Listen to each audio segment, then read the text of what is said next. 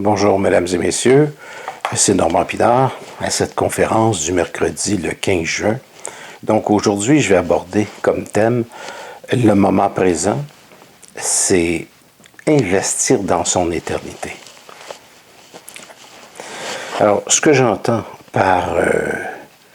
évidemment, quand je parle ici d'éternité, je parle d'un étendu de la conscience, non seulement dans le moment présent, qui est dans le moment présent, évidemment, parce qu'il n'y a jamais un autre moment que le moment présent, mais qui s'étale dans l'infini et qui est une expérience même au-delà de la mort du corps physique. Nous avons tendance à imaginer que nous sommes uniquement un corps et que lorsque cette machine arrête, que tout s'arrête. La chose ne fonctionne pas ainsi. Et d'ailleurs, si vous vous renseignez sur des gens qui font des morts imminentes, des near-death experience, vous allez vous apercevoir que ces gens-là, beaucoup de ces gens-là, font des expériences de sortie hors corps. Donc, il y a assez de recensement à ce niveau-là, assez d'informations qu'on peut trouver sur YouTube, un peu partout, et même dans des livres, puis des livres très lointains. Mais moi, j'aime beaucoup YouTube parce que ça me permet d'avoir une information, d'obtenir une information sur des gens qui parlent de leur expérience. Et je suis capable, à partir des photographies, à partir des vidéos que ces gens-là réalisent, je suis capable de savoir si c'est sérieux. Alors évidemment, lorsqu'on a des gens qui sont des scientifiques comme des neurologues, et qui peuvent nous mentionner que la personne était dans un état de coma, donc un état normalement où on ne rêve pas, et qu'ils sont intervenus à faire des opérations sur le cerveau, et que cette personne-là s'est sentie sortir de son corps, a vu sa famille. Quelquefois, on fait mention d'un tunnel, où on va retrouver nos représentations. Retrouver ces représentations, ça veut dire que l'on retrouve la perception que l'on a de notre moment présent avec les gens avec lesquels on a vécu.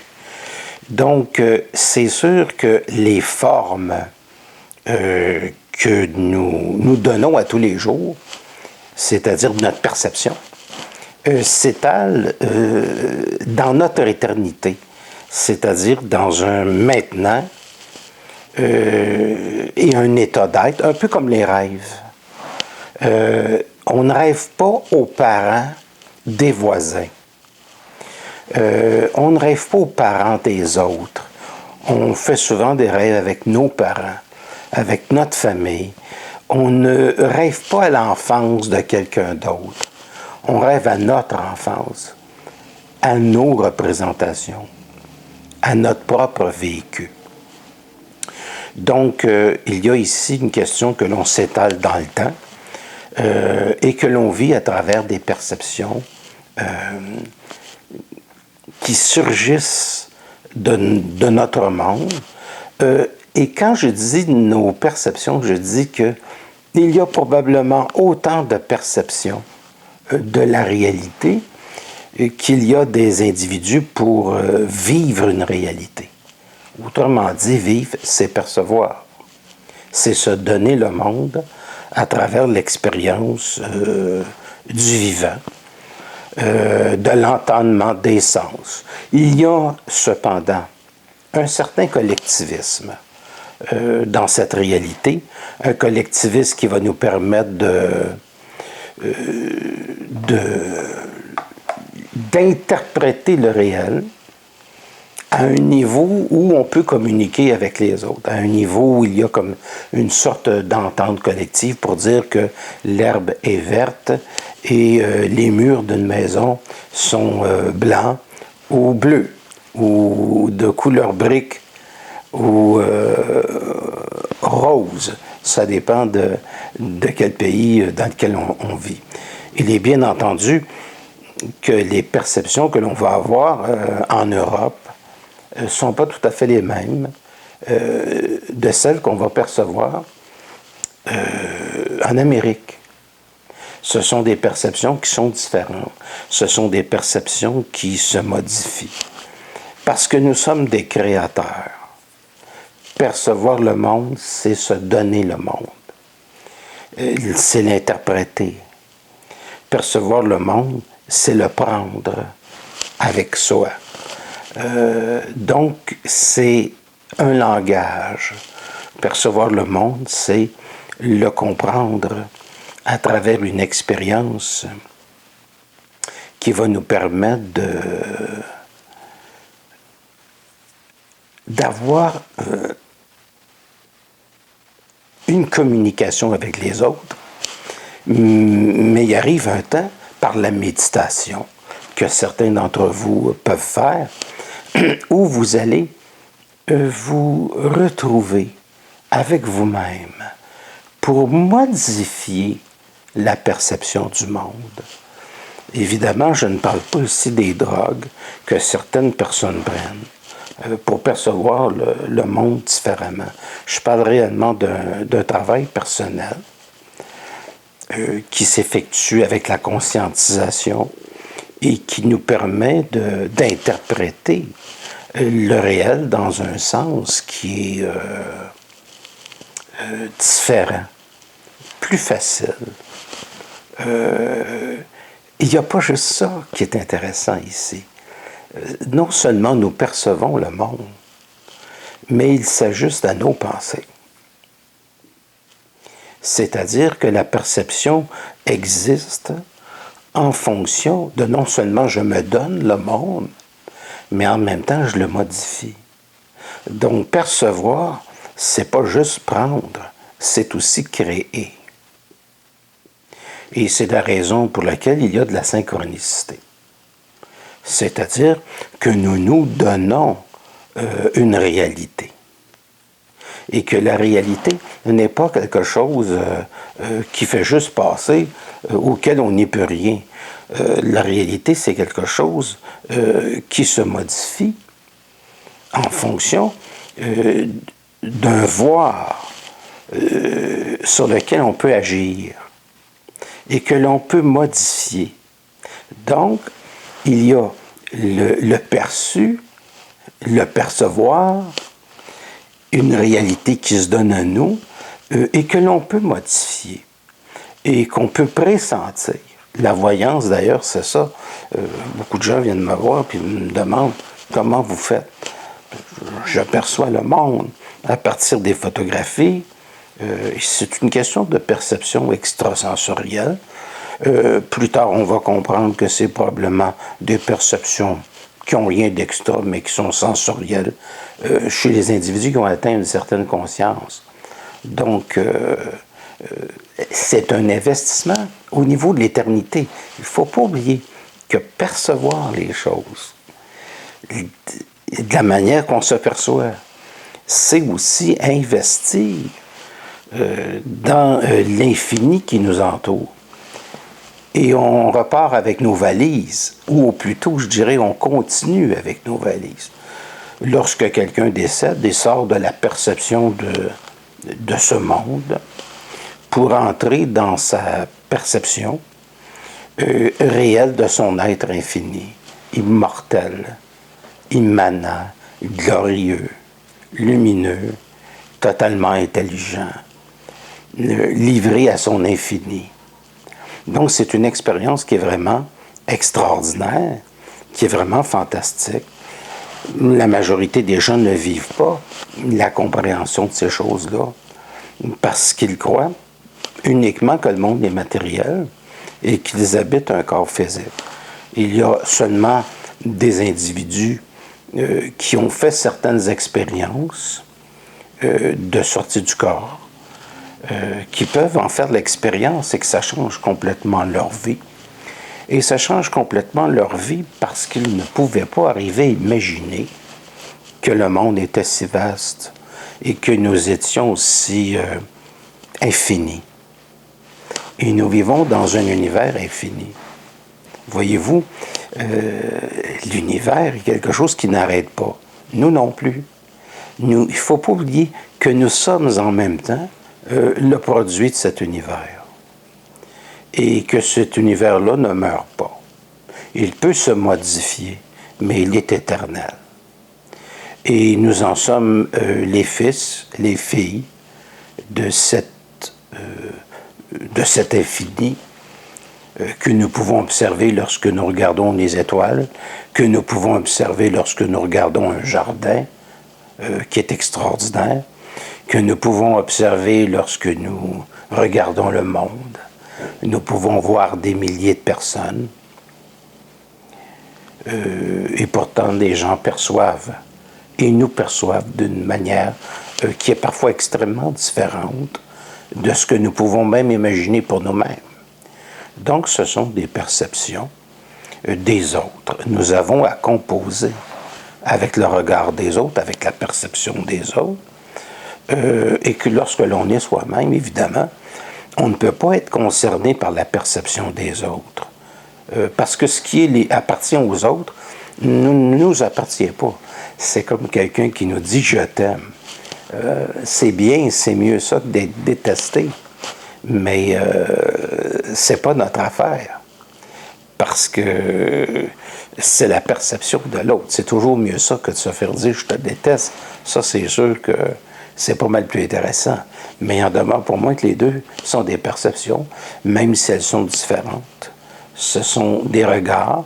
Souvent, on ne sait pas pourquoi les gens peuvent nous aimer, puis on sait pas toujours pourquoi ils peuvent nous détester. Même rarement. Les gens nous perçoivent, nous construisent à partir de leur regard. Mais le monde n'est pas que ça. Nous sommes ici sur le palier de notre éternité. Nous composons tout ce que nous travaillons sur nous, à tenter d'améliorer, de changer, de travailler sur soi, de se modifier, de s'améliorer, sont des choses assez importantes. Parce que lorsque nous changeons la perception que nous avons de nous et que nous nous aimons, bien, se produit un phénomène assez curieux. C'est que ces choses qui se transforment en nous sont des choses qui se transforment pour l'éternité. Autrement dit, étant donné qu'on ne meurt pas et qu'on est éternel, mais que ce monde-là nous est prêté dans une perception, c'est une perception, le monde. C'est un peu comme une ville. Quand vous changez de ville, vous changez la perception.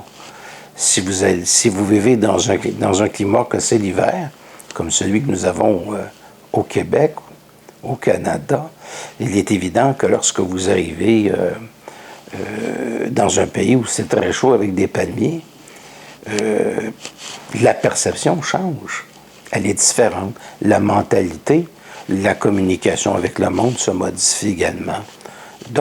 Donc les choses changent. Les perceptions changent. Et tout est une question du regard que nous allons poser sur nous-mêmes. Tout est une question d'amour que nous allons entretenir avec nous-mêmes. D'amour propre que nous allons entretenir avec nous-mêmes. De sagesse que nous allons acquérir à travers les époques, à travers le temps, à travers l'espace de notre vie, parce qu'en fait, il n'y a qu'un éternel moment présent que nous expérimentons à tous les jours. Et finalement, le but de chacune des journées, c'est de percevoir un peu plus les choses, c'est de percevoir un peu plus le monde, c'est de se percevoir un peu plus d'une manière qui est différente. Comme si l'infini essayait de travailler en nous, de nous montrer des choses. Et ce qu'elle nous montre, lorsqu'on est assez attentif, c'est qu'il n'y a pas de hasard, parce que nous nous rencontrons dans le fait que nous sommes étendus dans le moment présent. et que nous pouvons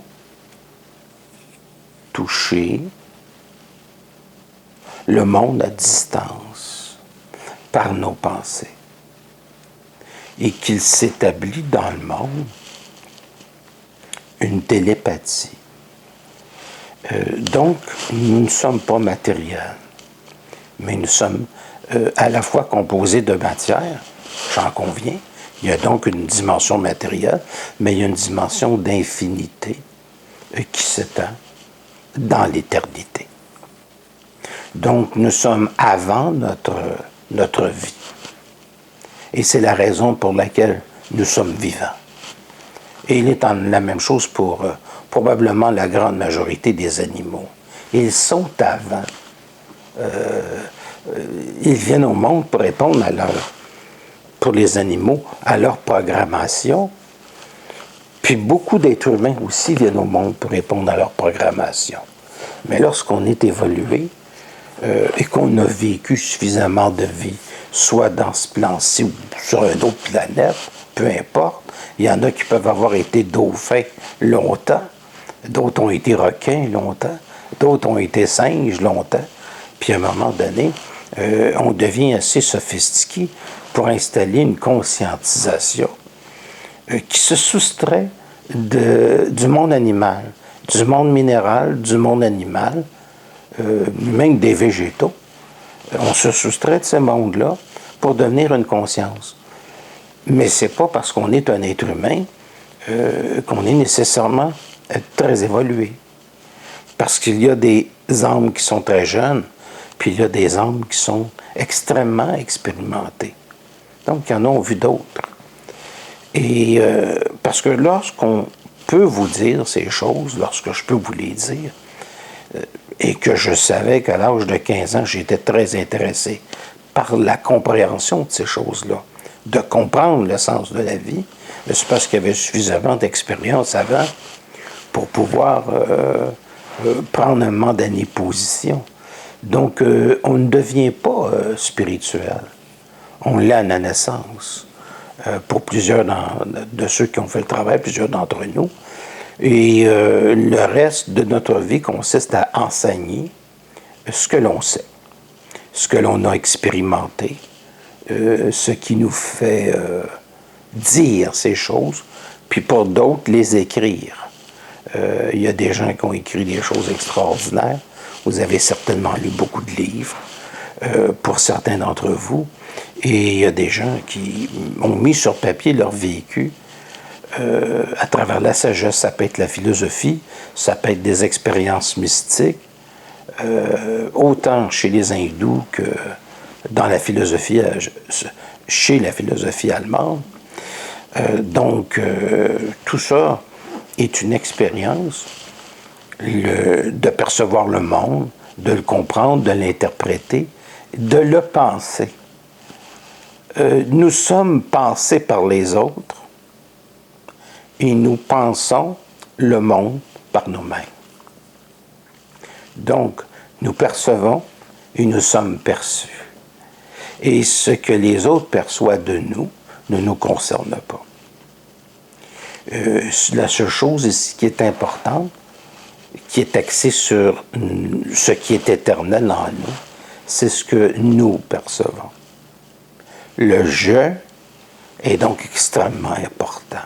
Le « moi », l'être, l'unique, ce qui se soustrait de la loi générale en nous et qui fait que nous nous rencontrons dans notre véritable moi, dans notre véritable réalité, dans notre véritable expérience, et qui fait en sorte que nous pouvons maintenant percevoir le réel. Percevoir le réel veut dire rencontrer une vérité qui est absolue. Quelque chose qui ne peut plus changer, quelque chose qui ne peut plus se modifier, parce que c'est quelque chose en nous qui est infini, qui est une certitude absolue, qui est un savoir absolu. qui est une expérience dont on ne peut douter. C'est une expérience spirituelle, c'est une expérience philosophique extrêmement puissante qui nous met au monde une seconde fois. Et encore parfois, une seconde fois. Sans fin. Sauf qu'il arrive un temps où nous savons que nous avons compris des choses, la chose fondamentale. Et la chose fondamentale pour moi, c'est tout ce qui se vit sur Terre est un investissement pour l'éternité. En d'autres mots, si tu es bien dans ta peau, tu vas le rester au-delà de la mort du corps physique. Ce n'est qu'un passage. Puisque la vie n'est qu'un passage ici, sur ce plan, la mort n'est qu'un passage sur un autre plan. Lorsque vous dormez la nuit et que vous rêvez, vous ne mettez pas en doute votre rêve. C'est quelque chose de réel. Lorsque vous rencontrez les gens, vous ne passez pas votre temps à leur dire « je suis en train de rêver, tu n'es pas là ». On est dans le rêve. C'est un plan de conscience, c'est un plan d'expérience auquel on peut rencontrer des gens que l'on a connus, qui sont décédés, et qu'on peut rencontrer toutes sortes d'expériences. On y croit. Et lorsqu'on se lève le matin, ben, on ne fait plus tellement attention, on ne pense même pas que c'est un rêve. On se réveille, on vague à nos occupations, souvent comme si ces choses-là que nous appelons des rêves n'avaient jamais existé, n'avaient aucune importance. Et on passe à autre chose. Mais en réalité, c'est une expérience sur un plan. Et un plan qui peut parfois nous révéler notre futur. Parce que on est étendu dans notre éternité, dans le rêve, comme représentation, dans le monde comme représentation, dans la perception qui ne cesse pas d'être une représentation. Tout ça est un spectacle. Une représentation veut dire que c'est un spectacle, jusqu'à temps que ce soit devenu quelque chose qui est réel, qui ne fait plus partie d'une apparition, mais qui est une réalité absolue. Et ce qui est une réalité absolue, pour que ça puisse vivre en nous, il ne faut pas y réfléchir. C'est là que le mental est quelque chose, peut-être souvent, je dirais pas de trop, mais regardez tous ces beaux livres de philosophie qui ont été écrits avec des génies au cours des âges, ne permettent pas nécessairement aux êtres humains aujourd'hui d'être plus conscients. Et c'est là qu'il y a un véritable drame, parce que pour être conscient, il faut être curieux. Il faut être curieux. Il faut s'intéresser à l'infini. Ça prend déjà une âme qui est très avancée. La majorité des gens ne sont pas là. Comprenez? Parce que lorsqu'ils meurent, ils vont sur d'autres plans. Puis il y a beaucoup de gens qui vont sur des plans de lumière. Alors, ils ont terminé leur travail sur Terre et ils vivent maintenant dans une sérénité, enveloppés d'une communication aussi de l'amour partout, d'une manière télépathique. Mais c'est quelque chose qui a été, entre guillemets, travaillé pendant des millénaires. Une âme jeune, c'est une âme qui est jeune. Une âme qui a de la sagesse, une âme qui a acquis beaucoup d'expérience. C'est une âme qui a de la sagesse puis qui a acquis beaucoup d'expérience. Et lorsqu'une âme a acquis beaucoup d'expérience, bien, elle est sur un autre plan. Elle est éternelle dans sa sagesse. Le but de l'univers, c'est pas de faire souffrir l'être humain. Le but de l'univers, c'est que l'être humain puisse goûter la saveur de son infini. C'est le but de l'intelligence. C'est le but de l'infini. Maintenant, si l'être humain n'est pas rendu là, c'est parce qu'il y a encore trop d'animalité sur notre planète. On subit souvent dans le monde l'animalité de certaines âmes qui n'ont pas beaucoup de développement et qui sont nouvelles. C'est ce qu'on appelle des âmes nouvelles. C'est-à-dire qu'elles sont nouvelles, elles s'amusent un peu comme un jeune chou avec une balle, puis la vie passe comme ça. Plus tard, ça va devenir des gens qui vont être beaucoup plus sages. Donc, c'est une question d'évolution. C'est une question de compréhension. Vous aurez beau dire tout ce que vous voulez, si quelqu'un n'est pas prêt à l'entendre, je peux vous dire qu'il ne comprendra jamais. Et si quelqu'un est prêt à l'entendre, je peux vous dire qu'il va tout comprendre d'un seul coup. J'ai eu beaucoup de consultations privées. Écoutez, c'est 37 ans, hein? 37, bientôt 38. J'ai compris qu'il y a des gens qui comprenaient tout. J'ai compris qu'il y a des gens qui ne peuvent pas comprendre. Et c'est pas de leur faute. C'est pas parce qu'ils sont pas intelligents. Mais ils sont pas rendus là. Donc, le fait qu'ils ne soient pas rendus là ne veut pas dire que ça en fait des méchantes personnes. Mais ils vont souffrir beaucoup dans leur vie parce qu'ils ne peuvent pas changer la perception du monde. Et quand on ne peut pas changer la perception du monde, on souffre. Parce que plus on est réel, plus on peut modifier la matière, plus on peut modifier notre expérience, plus on est réel pour nous-mêmes. Mais si nous ne sommes pas réels pour nous-mêmes, c'est extrêmement difficile de modifier le réel parce que nous ne savons pas que nous pouvons le faire. Et c'est la raison pour laquelle il y a beaucoup de gens qui souffrent de cette réalité-là, parce que moins qu'on a d'expérience, plus le monde a de l'importance sur nous. Et plus on est évolué, plus on a atteint de la sagesse, plus nous savons que le monde n'est rien d'autre qu'une perception, que nous pouvons changer, que nous pouvons modifier, que nous pouvons transformer. Alors, ça fait partie d'un travail, ça fait partie de l'âme que de l'expérience. Ça ne veut pas dire que si vous êtes une âme jeune et que par certains moments dans votre vie, on dirait que le ciel peut vous tomber sur la tête, ça ne veut pas dire que vous ne pouvez pas intervenir. Parce que si vous êtes en train d'écouter cette vidéo, que je place dans le futur, pour les abonnés, pour les gens qui sont déjà là, mais en fait, je m'adresse à des gens dans le futur, parce qu'un jour, ça sera public. Donc, il faut comprendre que plus un être entre dans son évolution, plus il s'aperçoit que même si le ciel semble lui tomber sur la tête, c'est pas un hasard s'il écoute la vidéo et qu'il est déjà rendu à comprendre ou à vouloir comprendre des choses qui sont dans cet enregistrement. Donc, il n'y a pas de hasard.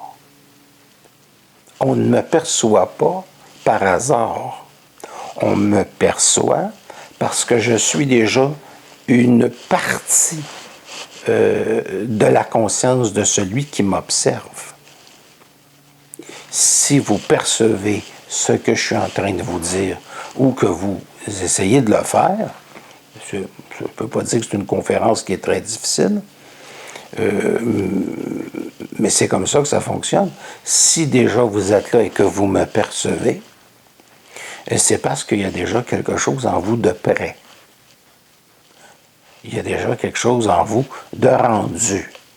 En tout cas, de rendu là. Et au sens que vous pouvez déjà commencer à en comprendre et à savoir que vous n'êtes pas prisonnier du réel parce que c'est quelque chose qui, dans votre infini, se transforme. se modifie. Évidemment, une très grande partie des gens sont peut-être pas... lorsque l'âme est jeune, les autres ont beaucoup d'importance et il y a beaucoup de gens qui n'ont peut-être pas envie d'être différents des autres parce qu'ils veulent absolument se faire accepter par les autres. Ils veulent avoir des amis, ils veulent une communication où ils ne se sentent pas rejetés. Ça fait partie d'un cheminement, d'un passage. Il y a beaucoup de gens qui veulent se marier, avoir des enfants, qui veulent avoir une vie sociale. Il n'y a pas, dans la vie de tous les jours, lorsque l'on vit, lorsqu'on existe sur Terre, il y a une minorité, ce sont les enseignants, les initiés, puis de ceux qui sont en train d'apprendre beaucoup, n'est-ce pas? Et lorsqu'on apprend beaucoup, on change. Et lorsque l'on change, bien, il y a des grandes chances que les gens ne vous comprennent pas. Parce que si vous allez beaucoup plus loin que leur perception, que leur imagination, et que votre expérience, plus elle est réelle, plus elle est étrangère à l'autre. Ce que je suis en train de vous dire, c'est que quand on est complètement adapté au réel, au monde qui ne nous appartient pas, parce que c'est la perception de l'autre, qu'on risque d'être moins réel pour soi. À l'encontre, plus on est réel pour nous-mêmes, plus le monde peut nous sembler flou, hors foyer. Donc les gens vont voir de nous un personnage qui peut être un peu étrange, et vous allez percevoir le monde d'une manière qui peut être un peu étrange. Sauf que vous allez le comprendre, que les gens ne peuvent pas comprendre. Mais qu'il y a certaines personnes qui peuvent vous saisir, il y a certaines personnes qui peuvent vous comprendre, il y a certaines personnes qui peuvent vous apprécier, vous aimer et parfaitement comprendre le travail que vous avez effectué. Puis la chose que j'aime beaucoup, lorsque les gens me téléphonent, puis que les gens me disent souvent je voudrais retrouver l'amour de quelqu'un, puis de leur faire comprendre qu'on n'appartient pas à personne, que personne ne peut nous appartenir, et que la vie n'est pas statique, qu'elle se modifie, qu'elle change, qu'elle se transforme, et que souvent, lorsque quelqu'un nous aime, il aime être avec nous. Ça ne veut pas dire qu'il nous aime pour ce que l'on est. Ça, c'est une autre étape. Quelqu'un peut aimer être avec nous, on peut aimer être avec quelqu'un, mais ça ne veut pas dire qu'on est prêt à l'aimer. Ça veut dire que très égoïstement, on est bien avec quelqu'un, ça fait notre affaire. Nous sommes bien avec cette perception-là. Aimer est une autre chose. C'est, je dirais pas un oubli de soi, mais c'est la très grande capacité de se donner à quelqu'un. Donc, je dirais que déjà respecter l'autre, c'est déjà beaucoup. Évidemment, chez moi, le respect, ça peut se traduire même par le silence. Il y a une époque où j'ai fait énormément de vidéos sur Facebook et je me suis rendu compte qu'il était préférable, peut-être à notre époque, que je ne parle pas. Sur Facebook, c'est un public qui est vaste, qui risque de ne pas comprendre et voire même peut-être d'être troublé dans les changements. Alors, je me suis dit, je vais m'occuper de moi, je vais me centrer sur moi et je parlerai quand ça va être le temps. Alors, j'ai diminué beaucoup la dimension de l'aspect de communiquer au niveau public, d'avoir entre guillemets un audimat de la loi générale ou des gens un peu exceptionnels qui aiment beaucoup mon travail. pour axer sur un travail personnel encore beaucoup plus prononcé. Vous savez, je suis un être libre, et ce qu'il y a de formidable quand on est libre, c'est qu'on n'appartient à personne. Je n'investis que sur moi, et les gens peuvent simplement en être témoins. C'est-à-dire que je ne parle pas pour l'autre. Quand je vous parle en ce moment, je parle pour ma propre certitude. Je parle pour l'être. Je parle l'être. Parce que je me sens bien de pouvoir m'exprimer dans un groupe qui est très restreint. D'accord? Et par ces vidéoconférences qui sont privées et qui ne peuvent pas d'ailleurs être échangées, en moins de filmer l'écran. Alors, ça, c'est peut-être le truc, mais le son va être bizarre. Donc, c'est un petit peu comme ça que la transformation s'effectue. C'est venir au monde et c'est un cadeau. Parce que c'est une possibilité extraordinaire de jouir dans une dimension qui est extraordinaire. Le monde est fantastique. Ils ne le savent pas. La majorité des gens ne s'aiment pas, sont en conflit avec eux. Mais ils sont beaux. Je trouve que le monde est beau et qu'il est exotique. C'est comme entrer dans un grand jardin avec des fleurs qui sont différentes. Mais c'est comme si les fleurs ne savaient pas qu'elles émanent un parfum. C'est comme si elles ne savaient pas qu'elles existaient. Et depuis toujours, le monde a toujours été en mode de survie, pour les raisons que vous connaissez. Mais en fait, les gens vivent un mode de survie parce que il y a quelque chose encore en eux qui n'est pas conscient de l'éternité. Il y a quelque chose qui n'est pas conscient d'une éternité qui s'étend. Les gens s'arrêtent à la dimension matérielle. Et la dimension matérielle, pour eux, c'est une perception et une vision des choses. Il y a un début, il y a un milieu, et la mort est une fin. Et ils se disent avec très grande philosophie, qui est bâtie sur rien du tout, que la mort est une fin, qu'on disparaît, qu'on ne revient plus, ni dans une forme, ni dans une autre, que c'est la fin de la personne, parce que nous nous identifions beaucoup à notre personnalité. La personne, c'est personne. La personne, c'est quelque chose qu'on a appris. La personne, c'est les conséquences de la mémoire. C'est même pas toujours ce qu'on arrive à percevoir, parce que ce qu'on perçoit a tendance à nous rendre uniques. Mais la personne, c'est la tentative que l'on a développée pour communiquer avec le monde. Alors, on pourrait dire ceci, que la personne communique rien à tout le monde. La personne, la personnalité, communique avec personne.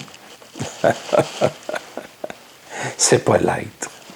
C'est un accommodement raisonnable au niveau de la communication qui nous permet d'avoir l'impression que l'on est en vie, que l'on est existant, parce que les gens tapent des mains, parce que les gens disent qu'ils nous aiment, qu'ils nous apprécient.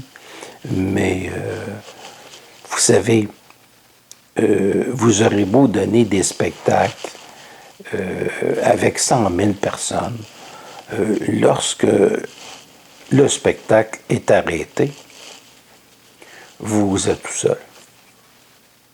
Puis si vous n'êtes pas capable de vous sentir fort sans le monde, vous êtes fini.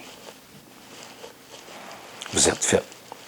C'est la raison pour laquelle il y a beaucoup de dépression nerveuse chez les artistes.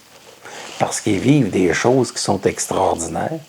Et lorsqu'ils retrouvent la personne qui est pognée avec toutes sortes de problèmes, avec des perceptions restreintes, ils retombent dans le néant. Ils ne sont pas capables de savourer un café, de regarder le ciel et de comprendre qu'ils n'ont jamais été aussi vivants, aussi extraordinaires, aussi beaux, aussi merveilleux, aussi infinis. Il y a des gens qui s'identifient à des saisons. Hein.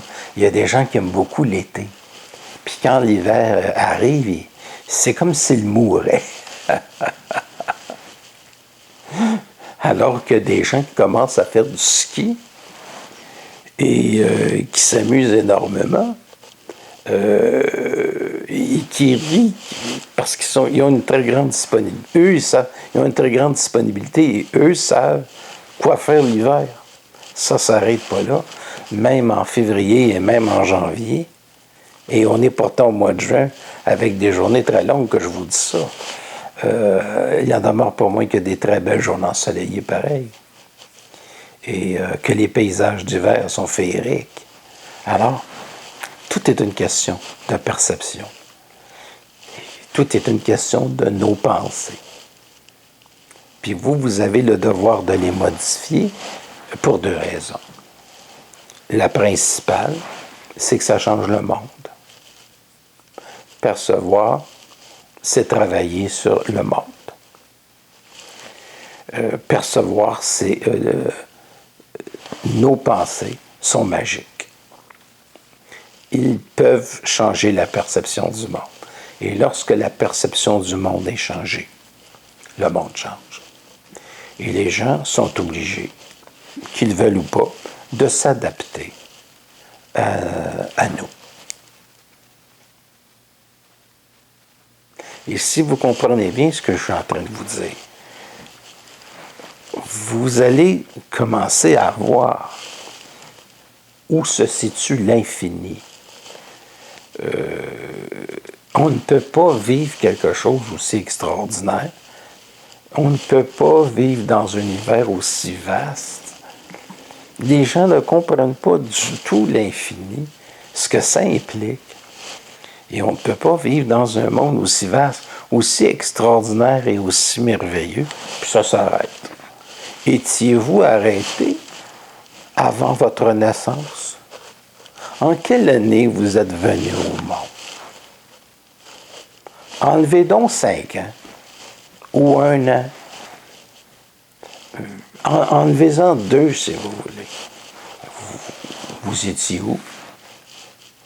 Un projet. Et un projet, à un moment donné, poussé vers le futur pour vivre dans ce plan-ci. Ceci n'est qu'un rêve. La réalité est un rêve. Et je dirais que la mort, c'est se réveiller. Mais c'est un rêve qui nous permet de devenir vaste. Je dirais que la grande chance du vivant, de la vie, c'est de pouvoir communiquer avec toutes choses. Des choses qui sont humaines, des animaux, des arbres, et tout notre environnement au complet, y compris le ciel. On peut se déposer dans l'infini. On peut s'investir dans toute chose. Donc, c'est une expérience qui nous permet de passer. On vient sur Terre pour faire un immense travail. Hein. On passe, il y en a qui sont animaux, ils vont venir une couple de fois pour pouvoir saisir les choses. Il y en a qui, comme moi, sont des enseignants. Les gens me demandaient, c'est quoi mon rôle? Mon rôle, depuis toujours, ça a toujours été d'enseigner à l'être humain, c'est tout. C'est ce que je fais depuis l'âge de 15 ans. Et je suis très content de ne pas m'être adapté au monde, parce que je me serais trahi. Et lorsqu'on se trahit, on passe à côté. Donc, il faut être assez fort, puis il faut s'aimer suffisamment pour dire, j'ai l'intuition que je ne passe pas à côté. J'ai tout eu et j'ai encore tout. Il y a eu beaucoup de gens autour de moi qui se sont inquiétés en disant « Mais qu'est-ce que tu vas faire? » Être. Mais je ne regrette pas une seconde. Je le montre pour des gens qui ont notre, je dirais notre sagesse, ça peut être très difficile dans leur enfance d'être saisis parce qu'on vient au monde extrêmement différent, mais je suis tellement fier d'avoir été différent. J'aurais donc voulu pas être comme tout le monde, parce que tout le monde, c'est personne, c'est une fonction, c'est une pensée matérialiste finie. Alors que quand on commence à s'investir en soi, l'éternité s'ouvre devant nous. L'infini s'ouvre devant nous. Le passé, le présent et le futur ne font que. Pas au niveau de la personne, au niveau du ressenti, au niveau du vécu, au niveau de ce que l'on est dans notre totalité, au niveau de ce que nous avons à être comme infini, au niveau de ce que nous sommes comme infini. Quelqu'un peut bien dire, quelqu'un peut bien arriver à dire dans sa vie qu'il est écœuré de la vie et suicidé, mais il faut comprendre qu'il y a encore quelque chose après. Il y en a qui peuvent se suicider presque à la fin de leur vie, parce qu'ils sont fatigués, parce qu'ils sont tannés de souffrir, toutes sortes d'affaires. Ça peut arriver. Puis ces gens-là peuvent changer de plan. Puis il y en a qui, jeunes, peuvent arriver à se suicider puis le regretter, mais il est trop tard. Ils sont obligés encore de revenir puis de recommencer leur classe. S'il est destiné à l'âme et à la sensibilité de l'âme puis de l'esprit de vivre dans ce niveau-là, nous ne pouvons pas le décider, cette chose-là. Ça, c'est les plans. Les plans sont régis par des intelligences qui sont extraordinaires. L'âme est toujours régie par des plans qui sont extraordinaires, qui sont très puissants. Et qui sont on pourrait dire que l'astrologie, c'est les clés de la porte d'entrée des âmes. C'est des codes. C'est des codes barres, si on veut, pour les âmes. On aura beau avoir des planètes à telle place, à telle place, à telle place, elles ne sont jamais totalement identiques, sauf pour des gens qui sont Gémeaux. Des vrais jumeaux, là, des gens qui naissent exactement au même moment. Eux autres ont une chance absolument fantastique de ce qu'on appelle de vivre avec l'âme sœur. Ça, c'est vraiment exceptionnel. C'est des gens qui n'ont pas à faire l'expérience de la solitude. Donc, c'est une expérience spirituelle merveilleuse, étonnante, très vaste, de venir au monde avec son âme sœur. C'est une très belle expérience. Mais tous les autres vivent leur expérience seuls. Et il y a beaucoup de gens qui me demandent c'est quoi l'âme sœur. L'âme sœur, c'est des gens qui viennent au monde en même temps. C'est des gens dont l'âme complète l'âme de l'autre. C'est ça, des jumeaux, des gens qui sont des jumeaux identiques. Pas des gens qui ont 2-3 minutes de différence, là, des gens qui sont des jumeaux. Sauf que les gens qui ont 2-3 minutes qui viennent, c'est des gens qui vont avoir beaucoup d'affinités. Donc, ça peut être absolument extraordinaire comme expérience. Je les considère aussi comme des âmes sœurs. C'est une expérience qui est fabuleuse. Il peut y avoir des jumeaux qui ne s'aiment pas, mais c'est plutôt rare. Puis il y a des jumeaux, c'est comme ça toute une vie, là, qui s'habillent pareil. Évidemment, le caractère de ça, parce que c'est le code clé des âmes sur d'autres plans qui viennent vivre une expérience dans la matière, mais qui ne pourront pas souffrir de la solitude au cours de leur vie. À moins que l'un des deux, bien entendu, mais c'est habituellement ça, c'est une autre expérience, ça, quand ça se produit, quand il y en a un des deux qui s'en va. Donc, c'est ce que les gens, d'ailleurs, essaient de faire dans le couple quand ils rencontrent quelqu'un. Ils essaient de ne plus ressentir ce vide. Et ils veulent ressentir quelque chose d'infini dans l'autre et le vivre et partager cette chose-là. Pour la majorité des gens, pour beaucoup trop de monde, être avec quelqu'un, c'est parce qu'on n'aime pas être seul. C'est pas une raison qui est suffisante. Parce qu'à deux, on peut être encore plus seul que seul. La majorité des gens à deux peuvent être beaucoup plus seuls que ça. Parce que l'autre ne vient pas complémentariser ce qu'ils sont dans leur vécu, puis ça fait deux grandes solitudes. Donc, l'amour en couple, tel qu'on le comprend, n'est pas garant du bonheur. Ça peut même être le contraire. Mais ce n'est pas une tragédie d'essayer. C'est pas une tragédie. Moi, mes parents ont été ensemble 55 ans. Ils sont décédés à 93 ans. Bon, il y a eu beaucoup d'eau dans le vin, dans le verre de vin, mais il y a toujours eu du respect. C'est des gens qui ont passé leur vie ensemble. Il y a toujours eu du respect. Aujourd'hui, on voit un petit peu moins ça. Vous allez comprendre que c'est un petit peu plus rare. Ça se fait. Mais au Québec, c'est quelque chose de très difficile à voir. Ça peut peut-être se faire quelque part en Italie, là, mais je sais qu'il y a eu la fidélité dans le couple plus rare. Donc, chez mes parents, c'était des gens... je dirais que il y avait probablement une bonne fusion. Nous, au monde d'eux, hein. Alors, c'était pas le voisin, c'était pas des gens parfaits, mais c'était des gens pour moi. Parce qu'il fallait qu'ils soient un peu exceptionnels pour mettre au monde quelqu'un qui l'était aussi. Mais je ne dis pas qu'ils comprenaient qui j'étais.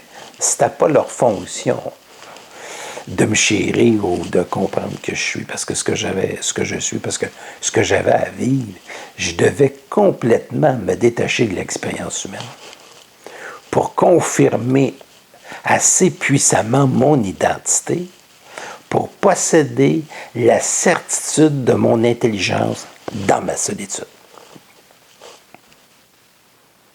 Pour qu'il n'y ait plus aucun doute de ce que j'étais, comme intelligence, comme expérience spirituelle.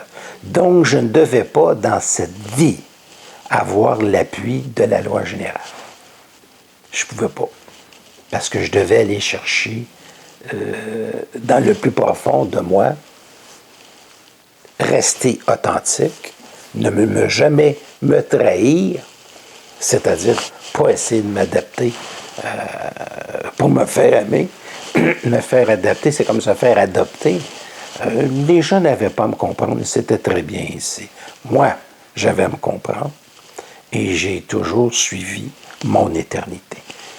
Parce que ce que je suis est quelque chose qui s'étale dans l'éternité. Maintenant et pour toujours. C'est extraordinaire quand on sait cette chose-là. Quand on possède la certitude de cette chose-là, parce qu'elle se manifeste dans la réalité de tous les jours par la synchronicité. Hein? Comme des fois, c'est des choses très simples, mais c'est des choses qui sont très utiles. Il y a quelqu'un qui devait venir me porter une boîte, donc me livrer un colis. Je suis allé faire un petit peu de vélo et je me suis dit, je m'en retourne parce qu'elle va être là lorsque je vais arriver.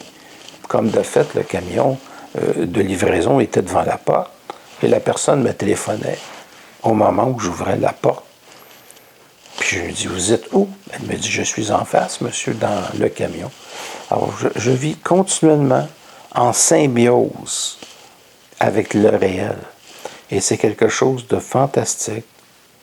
C'est quelque chose de magique. Et je sais, à quelque part, que l'énergie ne me laissera jamais tomber parce que je fais un avec elle. Je suis donc fidèle parce que j'ai marié, si on veut, ou épousé cette énergie-là. Et qu'il y a une fusion qui est établie, il y a une communication qui est établie, et elle me permet de faire un. C'est-à-dire qu'on est le même être. Ce n'est pas parce que les choses qu'on appelle de l'énergie semblent invisibles qu'elles n'agissent pas dans l'entendement des constitutions de la réalité. Il faut regarder peut-être un petit peu du côté de Jung, sauf que je vais beaucoup plus loin. Jung avait remarqué les synchronicités. Moi, je remarque l'éternité chez l'être humain, que nous sommes venus au monde pour répondre à l'appel de notre infini et se faire immortel. À un moment donné, immortel dans sa plénitude. Il ne suffit pas de mourir puis de recommencer en revenant sur la terre en niaiseux, parce qu'on ne perçoit pas la totalité des choses. On peut être longtemps en dehors de la traque. Mais on ne peut pas l'être tout le temps, puis il arrive un temps où l'âme est assez évoluée, parce qu'il y a une fusion entre l'esprit et l'âme, puis l'âme est de plus en plus dépolluée de sa mémoire. Elle n'appartient à rien au monde, ni à aucune religion, à aucun mouvement sectaire. Je suis un être libre, totalement libre. Totalement libre. Je n'appartiens à rien. Je m'appartiens. Ça me suffit. Et à ce moment-là, quand on meurt, c'est la poursuite de la plénitude, du maximum de cette plénitude que l'on peut se donner lorsqu'on a pris la décision de suivre notre écoute, ce que l'on est comme être, notre intuition, notre infini, notre connaissance, notre absolu. C'est ça qu'on suit. C'est ça qu'on écoute. Et je n'ai jamais été trahi par le fait que je me suis écouté. Et les très rares fois où je ne me suis pas écouté, je suis passé à côté. Donc, ça m'a confirmé qu'il faut que je continue à écouter la dictée. C'est pas une dictature, mais la dictée de ma certitude intuitive. Évidemment, pour la majorité des gens, écouter son intuition, c'est un peu embarrassant. Parce que pour beaucoup de gens qui n'ont pas l'habitude, l'intuition n'est pas une certitude matérielle. C'est un contrat qui est signé comme dans l'invisible. C'est pas un contrat que tu peux montrer à quelqu'un puis placer sur une table. L'énergie, c'est un contrat avec une certitude. C'est quelque chose qui est signé d'une certaine manière. C'est un entendement, c'est un contrat avec les plans.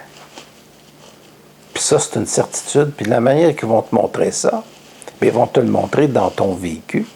Ils vont te le montrer dans la vie de tous les jours. Donc, à la fois, on n'est pas seul. C'est extraordinaire. On est à la fois très puissant et à la fois branché, connecté, uni à cet infini-là.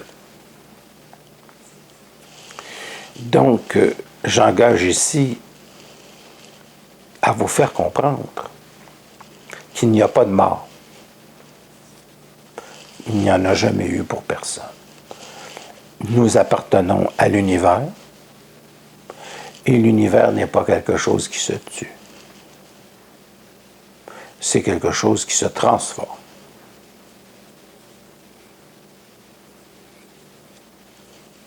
c'est quelque chose qui se modifie pour s'améliorer. Nous étudions le fin fond de l'univers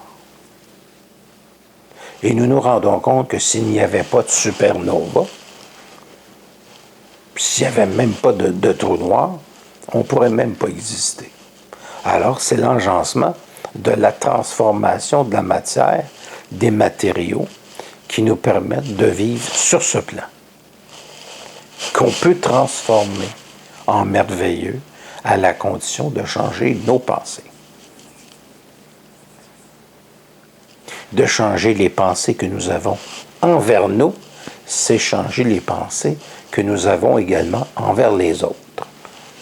Et lorsque nous changeons nos pensées envers nous et que nous les changeons envers les autres se modifient en fonction de leur perception qu'ils ont de nous. C'est clair. Et vous avez la chance que si vous avez mal saisi ce que j'ai dit, ou peut-être pas bien compris, de reculer puis de recommencer. Parce que c'est quelque chose de très important, d'immense, de très vaste.